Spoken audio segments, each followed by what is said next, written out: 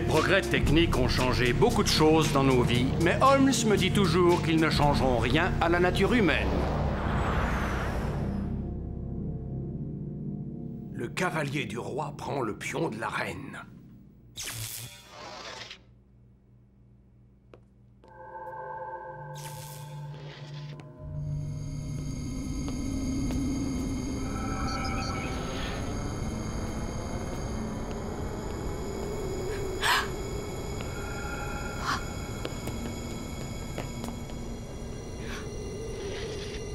Échec et mat. Oh.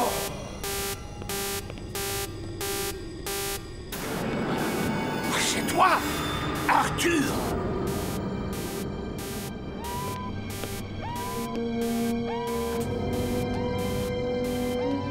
Papa, je t'en prie. Mon propre fils. Comment as-tu osé? Emmenez-le. Papa. Sherlock Holmes.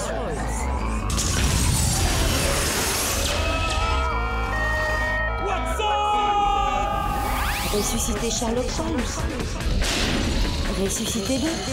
Élémentaire, mon cher Watson.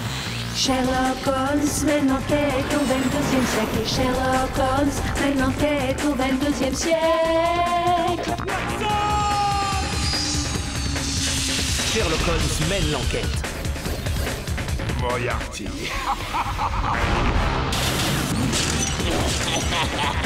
Attention, Watson. Sherlock Holmes mène l'enquête. Sherlock Holmes mène l'enquête au 22e siècle. Sherlock Holmes mène l'enquête au 22e siècle. Sherlock Holmes mène l'enquête au 22e siècle. Sherlock Holmes mène l'enquête au 22e siècle.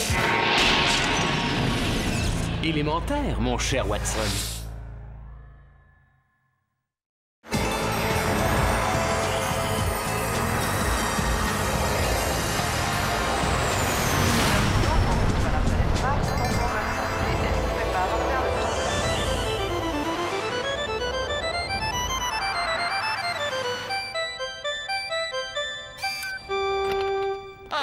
Deirdre, je vois que vous avez pris le raccourci par Barrow Street. J'espère que le chien des Harnage ne vous a pas pincé les mollets. Monsieur Holmes, vous êtes incroyable. Les yeux et le cerveau, jeune fille, je vous l'ai dit bien souvent. Barrow Street est la seule rue entre ici et la poste qui ait été lavée aujourd'hui. Vos chaussures sont mouillées, votre pantalon aussi. Vous êtes essoufflé à cause de ce chien insupportable qui pourchasse les passants. Voilà pourquoi je ne passe jamais par Barrow Street. Observez, et une fois que vous avez observé, tirez vos conclusions. L'un de vos camarades va bientôt entrer. Vous allez vous entraîner avec lui. Élémentaire, ma chère Deirdre. Les lumières baissent un peu quand quelqu'un allume l'entrée. Je vous écoute. Dites-nous d'où vient Monsieur Wiggins et ce qu'il a fait aujourd'hui. Tu as dîné dans un restaurant et tu as invité Jessie, ta petite amie. Je sais que je mange assez salement. Comment as-tu deviné pour Jessie? Par le rouge à lèvres. Sur ma joue, oui. Mais c'est parce que je l'ai invitée à aller danser samedi soir. Retenez bien cette leçon, Deirdre. Il ne faut pas tirer de conclusions avant d'avoir suffisamment d'informations. Calmez-vous, Tennyson. Je vous écoute. Les nouvelles, je vous prie. Les gros titres du jour. Le Premier ministre a eu des triplés. Le jeune Elpham Payne, troisième du nom, exige son émancipation. Détails sur demande. Elpham Payne? Oh là là. Je n'aime pas ce garçon, même si c'est l'ami de Tennyson. Détail. Le jeune génie informatique vient d'intenter un procès à son père afin d'obtenir son émancipation. Elpham Payne prétend qu'il se fait exploiter par son père et il veut recouvrer sa liberté afin de poursuivre ses recherches. Les passions humaines, toujours les mêmes, quelle que soit l'époque. L'amour, la haine, la jalousie, l'envie.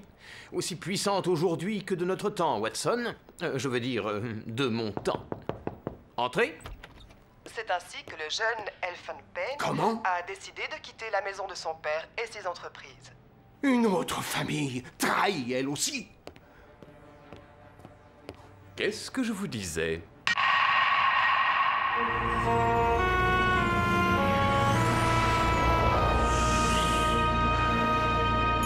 Arthur, pour la dernière fois, on a tous envie de rentrer chez nous. Alors pourquoi avoir volé cet ordinateur portable?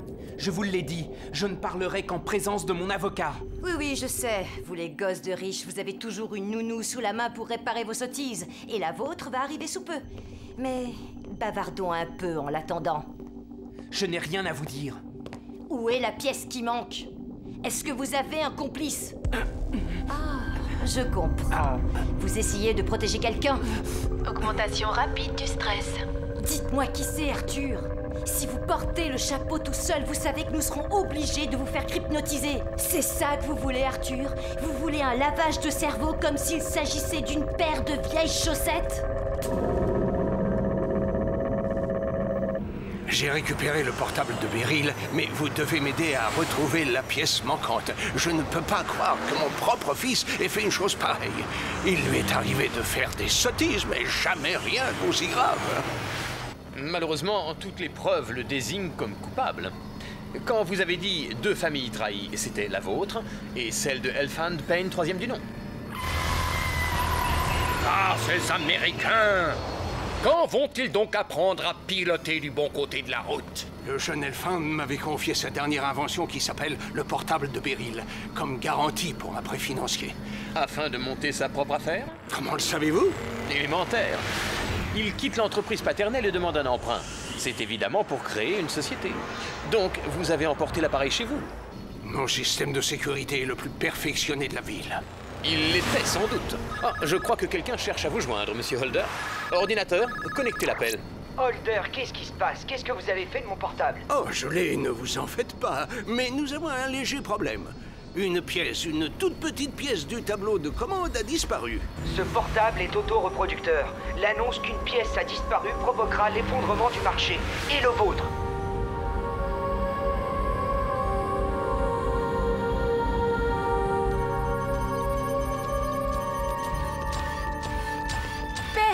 Vous voilà enfin. J'avais si peur que vous abandonniez Arthur. Je ne pourrais jamais envisager d'abandonner mon fils, pas plus que toi, mon enfant chéri. L'avocat d'Arthur lui a interdit de parler à la police. Mais il ne veut rien me dire à moi non plus. Ne t'inquiète pas, Marie. Ces 2 messieurs sont venus pour prendre l'affaire en main. Je vous en prie, sauvez Arthur. C'est parce que j'ai refusé de te prêter de l'argent pour ta galerie d'art. La galerie Burwell n'a rien à voir dans cette histoire. Oh, Arthur, comment peux-tu faire tant de mal à ceux qui t'aiment? Holmes, où est-ce que vous allez? Je n'ai plus rien à apprendre ici. Vous venez, Watson? Nous avons du travail.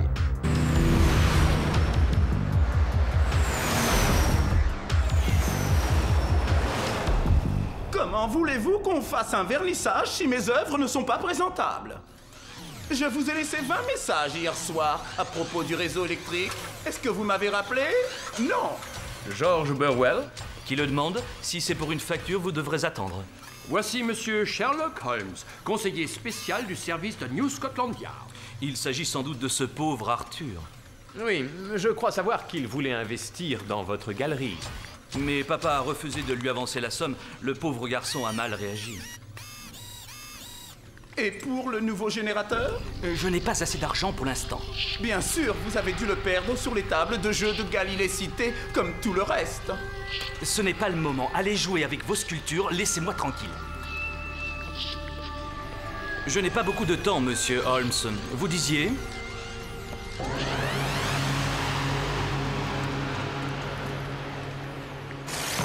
Écoutez, jeunes gens, mon enquête progresse. Mais avant de pouvoir tirer une conclusion, il me faut plus de renseignements. Vous savez ce que j'attends. Alors au travail! Et pendant ce temps, je vais poursuivre mes investigations chez le père du jeune Elfhand Payne.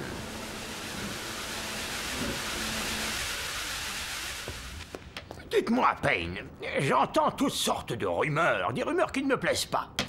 Et je veux que vous me disiez ce qu'il en est vraiment.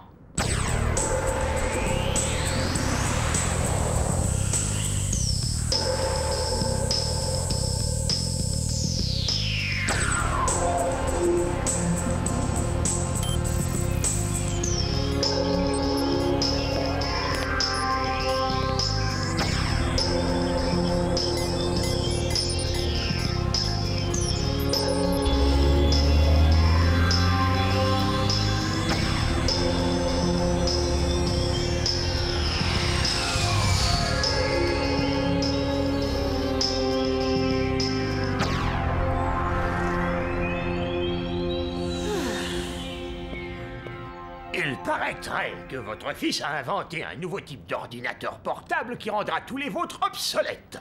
Ce garçon n'a aucun sens des affaires. Son départ n'aura pas de conséquences. Son appareil est autoreproducteur, à ce qu'on dit, rapide et brillant, avec la souplesse d'un cerveau humain. Mais enfin, d'où tenez-vous ces informations? Vous avez vos petits secrets, et moi, j'ai les miens. Je vous salue, monsieur. Notre invité vient de partir. Faites en sorte de ne pas le perdre de vue, s'il vous plaît.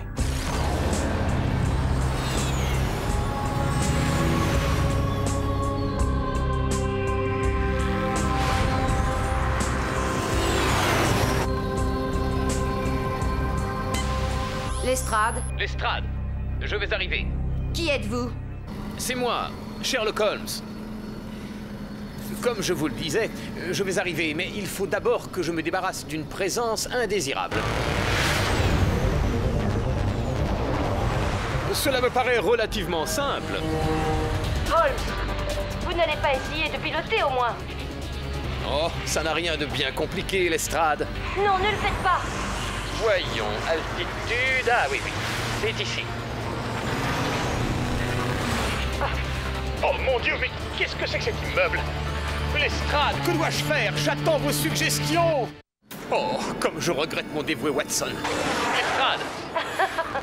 Laissez faire l'autopilote, vous ne risquez rien. Oh, quel soulagement.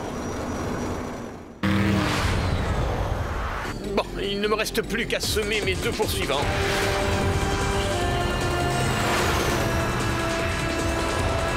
L'explosion a causé une mais heureusement n'a tué aucun. Seuls les bâtiments ont été endommagés.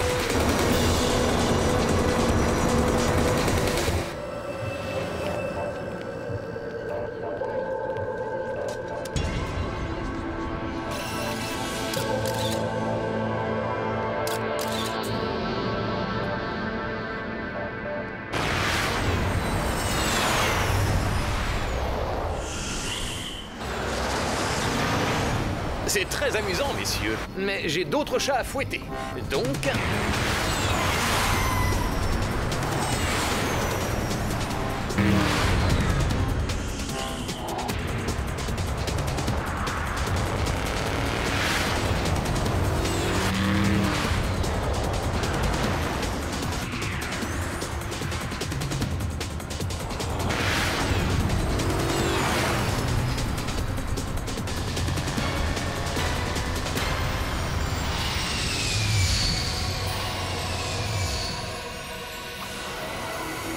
Ils sont partis, Lestrade.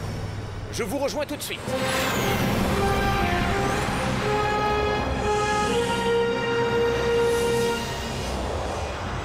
J'espère que chacun a pu accomplir la mission dont je l'avais chargé. Wiggins? Il y avait des traces de lutte, mais les empreintes d'une seule personne. Ah, voilà qui est peu banal. Votre scanner a pu trouver des traces d'ADN? Elles provenaient toutes des membres de la famille. Mais il y a des radiations d'aéroglisseurs sur le toit et les murs. Les caméras de sécurité ont indiqué que Arthur et Marie venaient tous les deux de l'intérieur. Une troisième personne les a rejoints sur le toit. Une troisième personne? Ça ne m'étonne pas. Tennyson, vous avez examiné les bandes vidéo?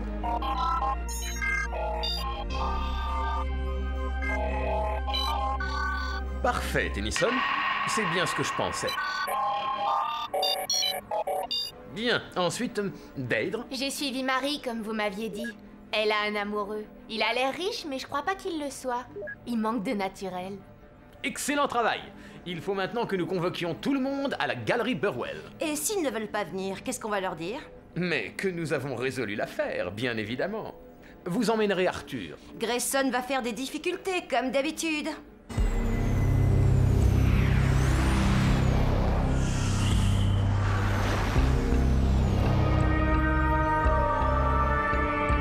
Alors? Où est-ce qu'il est? Je vous en prie, Elphane, un peu de patience. Monsieur Holmes m'a promis de retrouver votre portable. Bientôt.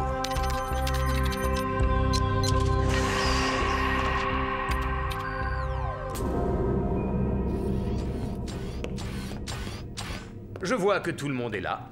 Il vaut sans doute mieux commencer par l'évidence. Mary Holder, depuis combien de temps fréquentez-vous George Burwell en cachette de votre père? Je ne comprends pas. Inutile de le nier, nous avons des photos. Vous devriez avoir honte, monsieur Burwell. Vos dettes de jeu ne sont un secret pour personne, que ce soit sur la Lune ou ici. Vous avez demandé à votre ami Arthur d'investir dans la galerie, mais comme Holder a refusé l'argent à son fils, vous avez décidé de l'obtenir par l'intermédiaire de sa fille. Ce n'est pas possible, George. Tu ne vas pas croire ces absurdités. Tu peux me faire confiance, Marie. Je suis triste de constater qu'il existe encore des hommes capables de dresser une jeune fille contre sa famille et également contre ses propres intérêts, et de jouer sur ses sentiments pour parvenir à ses fins. Monsieur Burwell est de ces hommes-là, malheureusement. Et Marie n'a été qu'un pion entre ses mains. Ne l'écoutez pas, c'est moi le coupable, laissez Marie en dehors de ça. Arrête, Arthur. Tu ne peux plus me protéger. Vous m'avez interdit de revoir George, mais je l'aimais. Quand je lui ai parlé du portable, il m'a dit qu'on pourrait s'enfuir et aller vivre ensemble sur la Lune. Espèce de petit idiot. Ne bougez plus, monsieur Burwell. Je vous arrête. Watson? N'approchez pas. Ne jouez pas au plus malin avec moi, monsieur le Playboy. Suivez-moi comme un gentil petit garçon. Lâchez ça, les mains en l'air. Ce n'est rien, c'est une simple télécommande. Non! Mais qu'est-ce qu'il y a?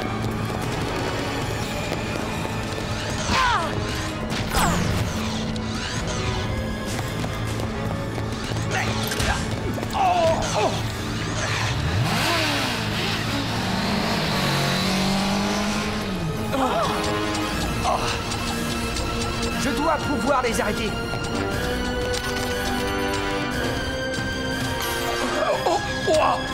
Je m'occupe de Burwell. Ah, trop tard, il a filé.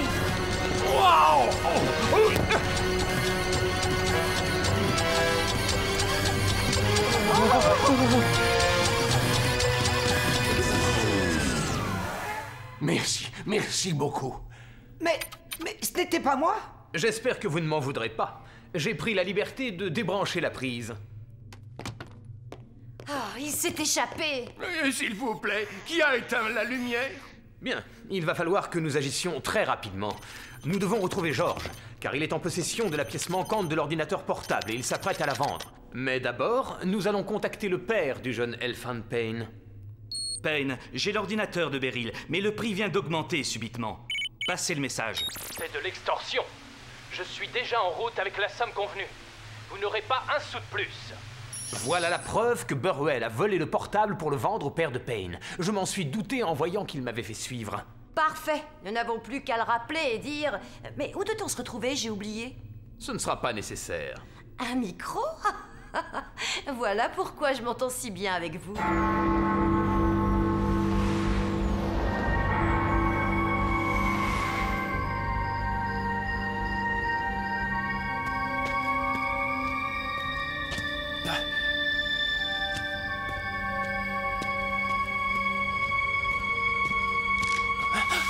Oh, vous cherchez quelqu'un?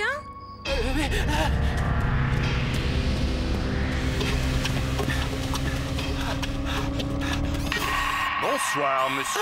Vous êtes perdu?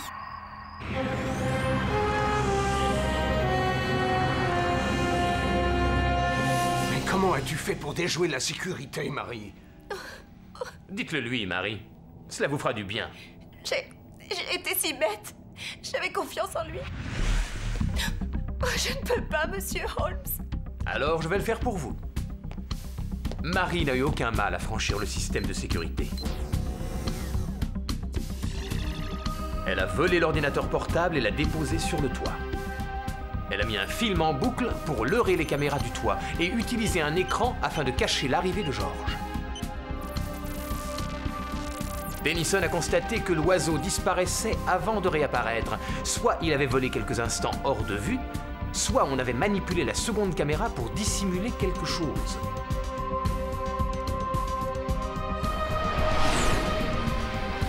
George est arrivé par motoglisseur, mais Arthur, perturbé par le refus de son père de lui prêter de l'argent, était sorti faire quelque part. Il a vu George s'emparer du portable et s'est battu pour le récupérer.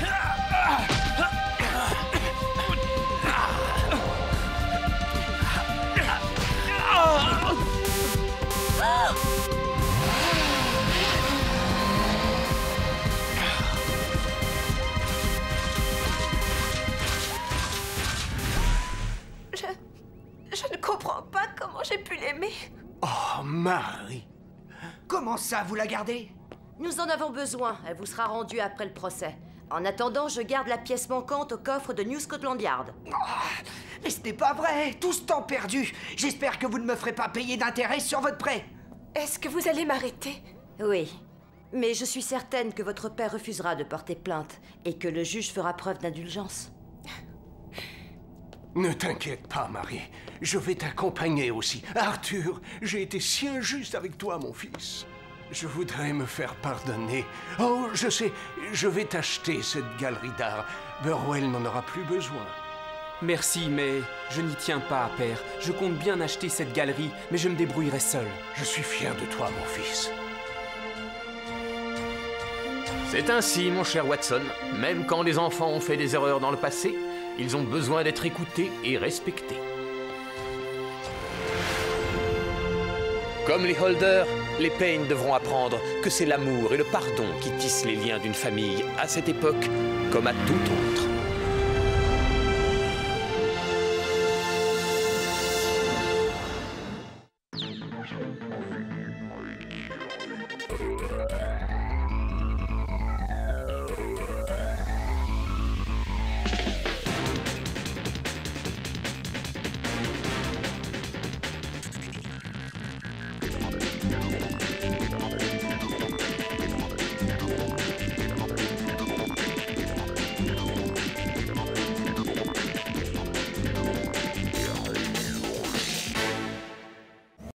Cookie Jar!